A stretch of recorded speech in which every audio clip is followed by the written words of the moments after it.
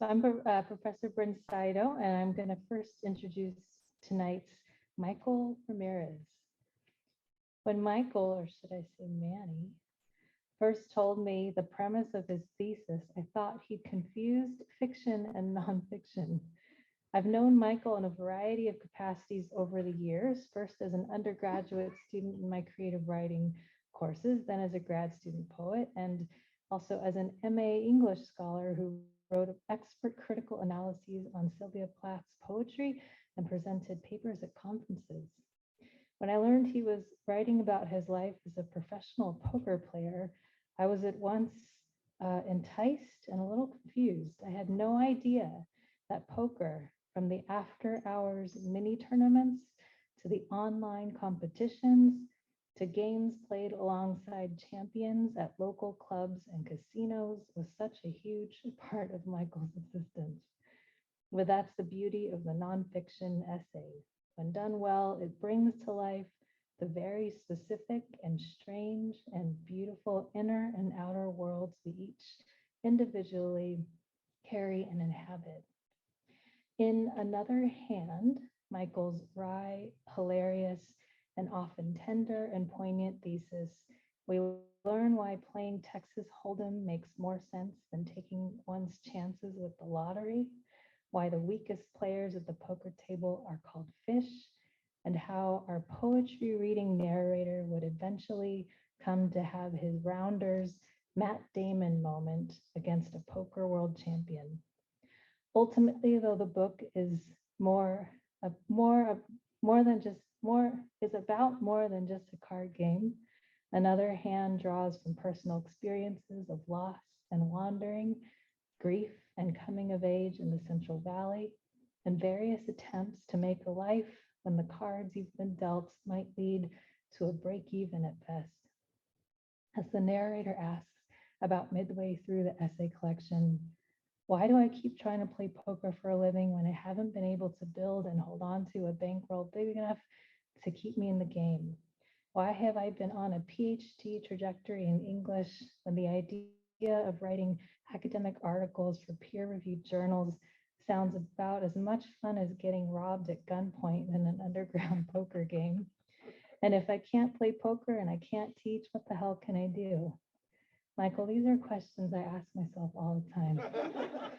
Congratulations on manifesting a collection that's honest, searching, and thoroughly entertaining, one that brings a literary lens to the world of stacks, bluffs, fish, bets, and flops, and illuminates the swirl of emotions and stories just under the surface of a poker face.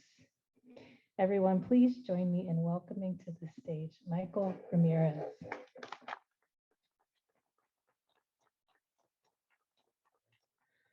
Thank you, Brynn, for that lovely introduction.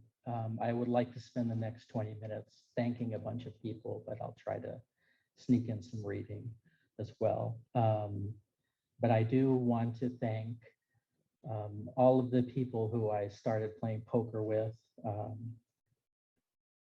in Richard's garage about 15 years ago. It was a really great experience, learning how to play cards and getting back into the world again and making friends for life. I want to thank Chris Moneymaker for winning the World Series of Poker in 2003 and kicking off the poker boom that captivated so many people's attention, including my own. I want to thank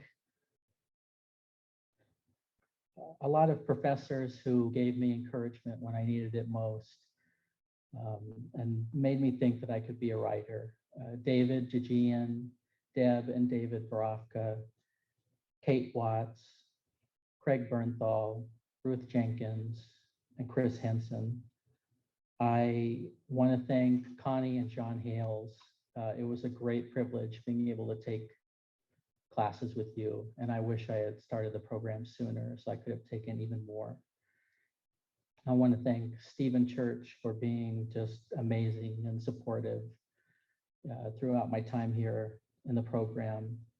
I want to thank Jefferson Beavers, To borrow a phrase from Reggie Jackson, he's the straw that stirs the drink around here, and I couldn't imagine this community without him. I want to thank every MFA student and professor, whether or not I've had classes with you. The environment that you've created for writers is truly special, and I'm so glad that we've been able to sustain it in these challenging times. I want to thank my parents, of course. I want to thank Fu for being my friend.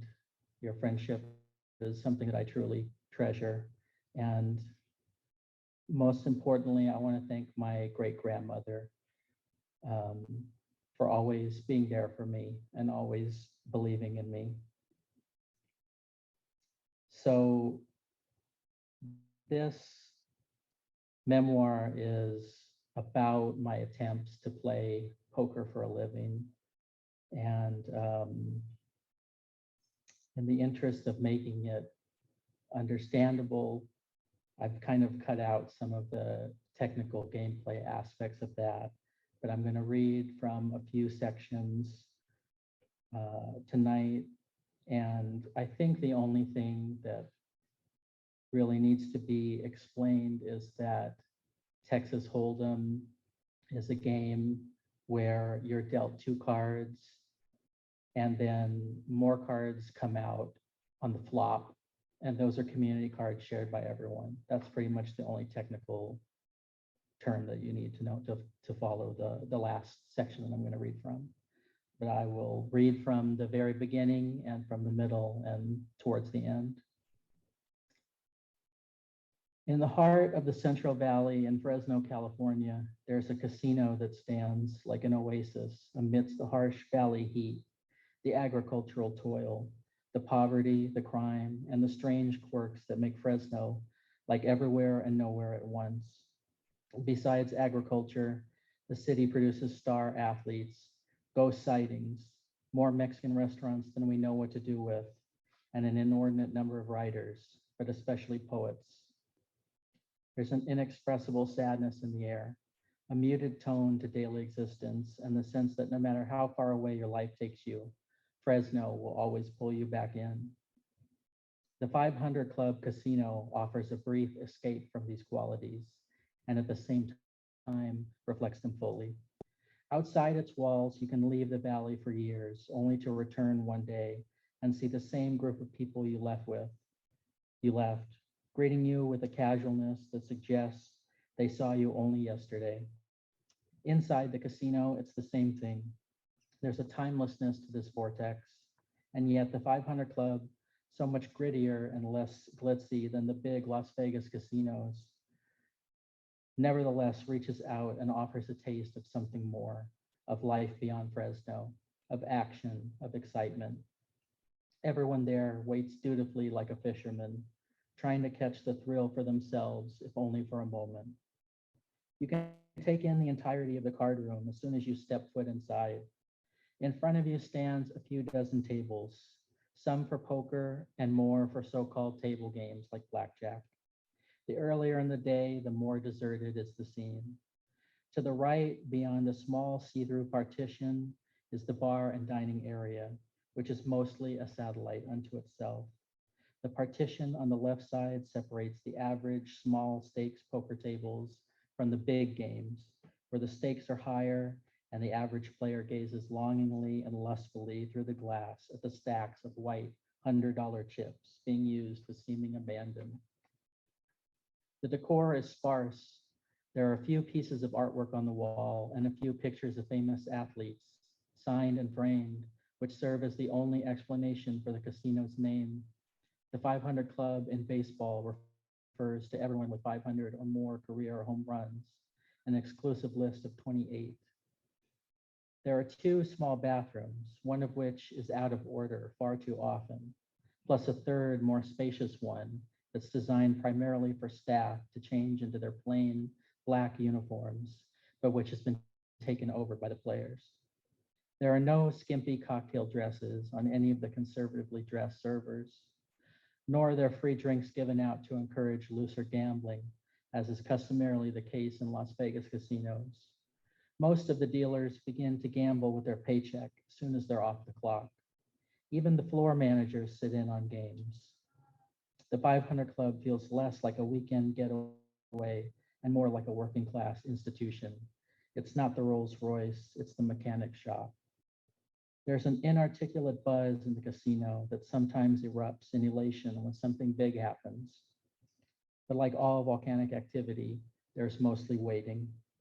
The players wait and wait and wait. The grind of playing 6, 9, 12 hours at a time, hoping to squeeze the undisciplined dry. This is the opposite of glamour. And yet the grit, the grime, the grind, there's something romantic in it, something beautiful, something poignant. To step outside back into the world feels like losing something, feels like an admission that the casino isn't quite real.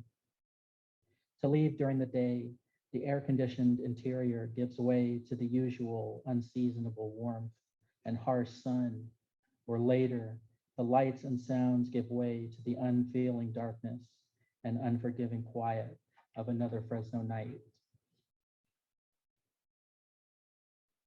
And the next section that I'll read from. The cold air cutting through the crowded casino is the only thing keeping me from getting up to go splash water on my face. My head is heated up as it always is after a stinging loss for a lot of money. I'm part stupefied, part supernova, thinking about the hand I've just lost and the hundreds of dollars with it.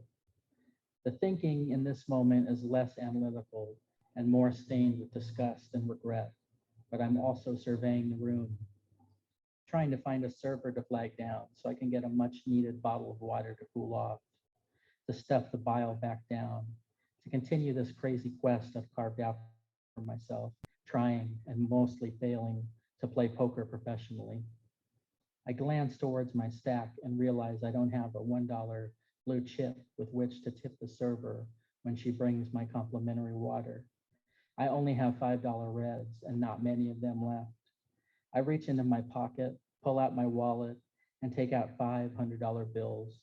The dealer sees this, yells chips as loud as she can, and the chip runner hurries over to take my cash to the cage, exchanging it for a plastic rack full of reds.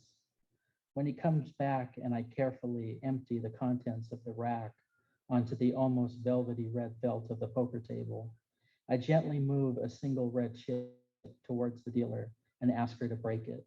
She gives me 5 blues in return, one of which I set aside for the server's tip when she comes with my water. I have roughly $650 in front of me, having bought into the game for $1,400 altogether. Down $750, face still feeling like it's on fire as I wait for water. The recent loser of an $800 pot that was the difference between being able to book a slight win and the hole I find myself in now. I'm stuck. I don't know how the term stuck came into poker parlance. Maybe the outlaw Texans who pioneered poker as it's played today started using stuck to mean they were bleeding chips like a stuck pig. There's also the connotation of being stuck as in unable to make progress, but I can assure you, being stuck feels bloodier than that.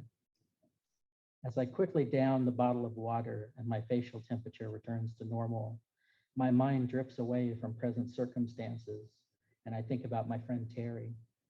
When we played poker regularly together, 2 or 3 nights a week in our buddy Richard's garage, we would regularly use the phrase, "Some of us are stuck," as a comedic explanation for any situation to which we could apply it. We adopted the phrase after hearing it bitterly uttered on the High Stakes Poker TV show by a professional player chastising another for wasting time. For us, it was something to say in the silliest of moments, when we were too punch drunk by life to do anything else but laugh at our misfortune, or simply to lend an ironic acknowledgement to our own questionable choices. It always made us laugh, made the situation a little lighter. I think about it now, sitting here in the casino, trying not to let lost money affect future performance. To play worse because of negative emotions is called being on tilt. Being stuck and going on tilt go hand in hand. But tilting can occur for many reasons besides an initial loss. Your favorite basketball team might lose. You might get a mustard stain on your shirt. Your significant other might piss you off in a text message. If you start playing worse, you've let yourself tilt. I pride myself on avoiding tilt more than most, but when I'm stuck big, I do find myself splashing around in pots I have no business playing, trying to make something happen, trying to get unstuck. Most of the time, this doesn't stop the bleeding, but only makes it worse, sometimes far worse. Sometimes it feels almost good to lose more in a sick way, like I deserve this. Some nights I've left the table stuck $2,000. When that happens, it's because I was stuck $1,000 and lost another while trying to get back to even. Sometimes I'm successful. If I keep focused, if the cards go my way, I can get unstuck from the steepest of chip deficits. I can climb all the way out of the hole and not only get back to even, but pull ahead and book a nice win, adding hundreds of dollars to my bankroll when it seemed like the day was destined to be a lost cause, a massive losing session. I don't know which way today will go. If I'm a friend to myself or an enemy, a saboteur. If past performance is any indicator, it's the latter. In some ways, I feel like I've been life stuck since I was a boy, and I have yet to get even, much less book a win. I tell myself I'm good enough to do this, that maybe this is the only thing at which I'm good enough to do, but I'm running out of time and money to prove it. The air feels colder and colder on my face and hands as I cast my gaze beyond the table once more, not looking for anything in particular this time, but taking in the collective bustle of the casino like a mosaic. The frivolous pleasure, the quiet desperation, the escape from reality and the reality of escape, and the exchange of smiles between a server and an old man as she brings him a cup of black coffee while he reads his newspaper and waits for another hand. And the last section that I'll read, I'll try to hurry through.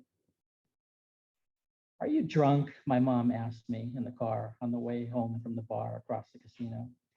No, I'm not drunk, I say drunkenly.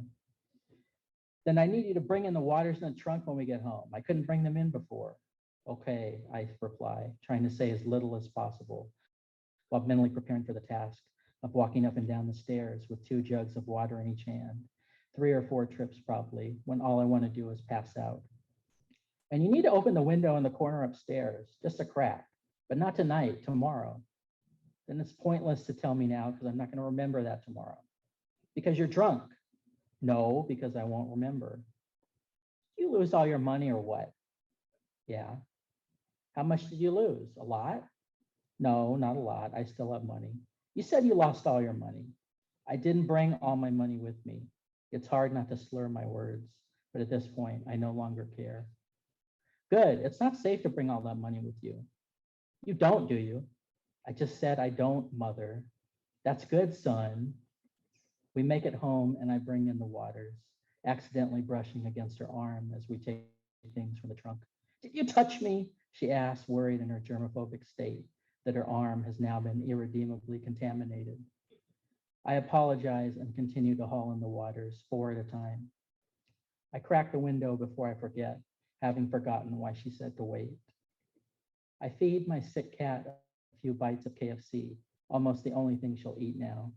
She's in renal failure, given a few days to live by a vet surprised we didn't put her to sleep upon this latest diagnosis. That was months ago. Her new desperation diet of KFC chicken breasts and bottled water is keeping her going. If she's in pain, she doesn't show it. She has a poker face too.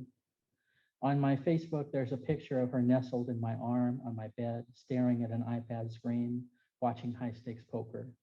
That must be where she got it from. I've spent thousands of dollars on vet trips, vet visits, trips to the pet ER, money I couldn't have afforded to spend without poker. The last trip to the vet had me so stressed out that I spent half of it in the Taco Bell bathroom next door. We returned Maggie home, and my mom dropped me off at school to take a math test, a test I couldn't finish because I needed to go right back to the bathroom within minutes, a test I wouldn't have passed anyway. For a class I tried to pass 3 times. I stay in community college for another semester. I settle for something called contemporary math, taught by someone younger than me, and learn the most efficient way to accomplish a task. I forget how. We thought Maggie would last 2 days. She lasts 2 years. We will put her to sleep between the fall and spring semesters of my senior year. But tonight she drinks bottled water and she will jump into bed with me after I've done the same, making her cute little sounds as she jumps, sounds I'll remember but can't have back. Before bed, I say goodnight to my great-grandmother. She's only recently stopped being the person who picks me up at night, finally giving up her license in her mid-90s. She waits up for me to come home every night and asks, "Did you win?" On the nights that I lose, I'm embarrassed and try to downplay it. When I win, she asks for $1. Either way, I tell her all about all the interesting hands that happen, and she follows along as best she can, only half understanding the rules. The water and the conversation sober me up, and I'm ready to go to sleep. She will live to be 101 and die not in a room upstairs, but 150 miles away, leaving a void that can't be filled, which crushes me on a daily basis. But tonight she waits up for me to make sure I made it home safe. Most nights are like this. I win or lose at poker and often drink either way to celebrate a victory or stew in defeat, letting the bitter taste mix with the sugary alcohol on my lips and linger there. If I didn't have a poker face, it would be twisted into a snarl.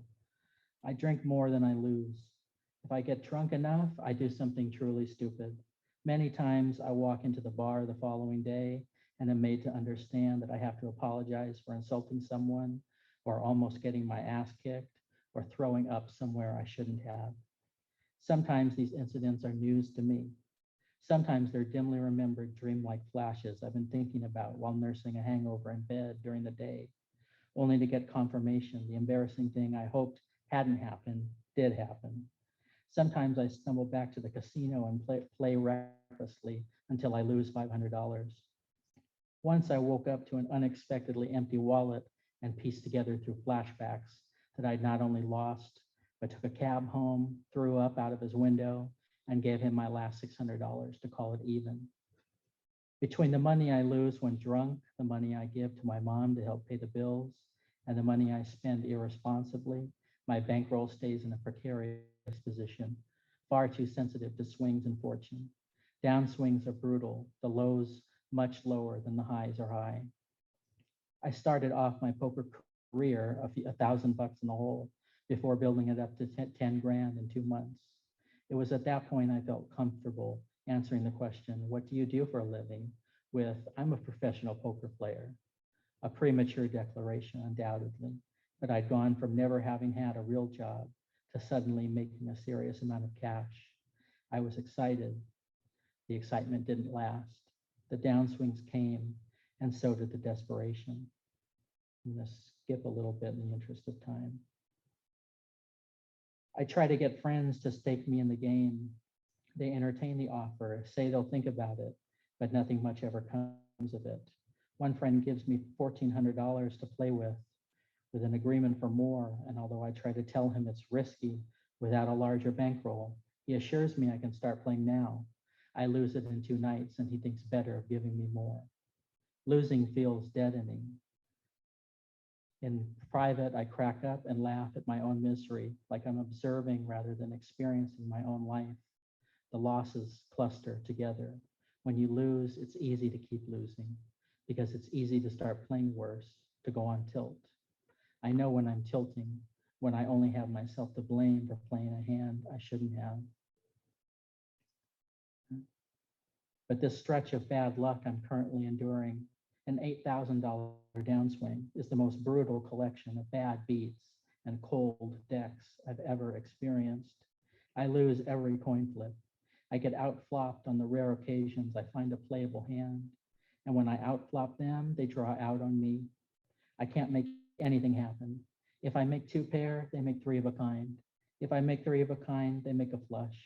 If I make a flush, they make a full house. I'm a walking example of hand rankings. What hand beats what in poker? Everybody's beating me. Then I head over to the bar and roll dice for $300 and lose that too. 5 of us roll to see who's paying for a round of shots, and I lose. It feels like the world is a weighted coin destined to come up heads every time I bet tails. I try another night and I'm down another few hundred when I look down at a pair of sevens. Normally the hand plays itself with great clarity because you either hit another 7 or you don't. With 3 other players in the hand, I call a bigger bet than I should, but I need a big win to end this downswing. The flop comes king, king, 7. I mentally breathe a sigh of relief and my heart rate spikes beneath my expressionless exterior as I try to control my actual breath. I'm certain to win the hand with my full house. Now the only question is whether I can win any more or have to settle for what's in the pot. Nobody bets the flop and we see the next card. Another 7. Unbelievably, I now have 4 of a kind, an incredibly rare and powerful hand, and another reason to focus on controlling my breath and not let my chest visibly heave. Now I'm really hoping someone has a king, because if we start raising and re-raising each other, they'll have a false confidence in the strength of their hand. Adam, an incredibly solid and consistent winner, pushes $100 into the pot. The other 2 hangers-on fold their hands, and I elect to just call his bet. It's not time to scare him off with a big bet yet. By just calling, I'm hoping to bet or raise on the next card and make it look like I was fooling around in the hand all along, just trying to buy the pot with an ill-timed bluff on the end. The river card is an ace, the absolutely perfect card in the deck to generate action, making strong hands like aces or ace-king even stronger. I have him dead to rights. He bets again, I raise, and he re-raises, all in. My call makes this pot worth roughly $1,600, and he flips over pocket kings. For a fraction of a second, all the bad beats I've taken lately swirl together into one stew, and I instinctively turn over my hand to show everyone the atrocity that's just taken place. But my brain catches up to the situation just as my cards are revealed, to thunderous cheers from everyone at the table. 4 sevens beaten by 4 kings, something so statistically improbable that it qualifies us for a special jackpot worth $14,000.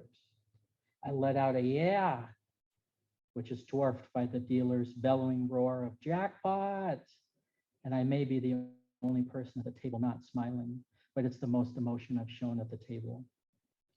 The jackpot pays $400 to every player in the casino, $2,800 to Adam, and $5,600 to me, easily shattering the most money I've ever made in a hand and giving me a genuine bankroll again. While signing something for the IRS, it hits me that this actually happened and isn't going to be taken away from me. Adam and I talk excitedly about the hand, and I finally start to smile. From this point on, every time we see each other, we smile and nod and sometimes talk about the hand again, bonded over one exhilarating moment. But tonight I watch very carefully how much I drink, not wanting to spoil this or forget it. And when my mom picks me up, I tell her what happened, that I hit a jackpot. We're simultaneously happy for perhaps the first time I can remember since I was a child. And she gives me a high five, and I grin the whole way home, knowing my great-grandmother is waiting up to ask me, "Did you win?" Thank you.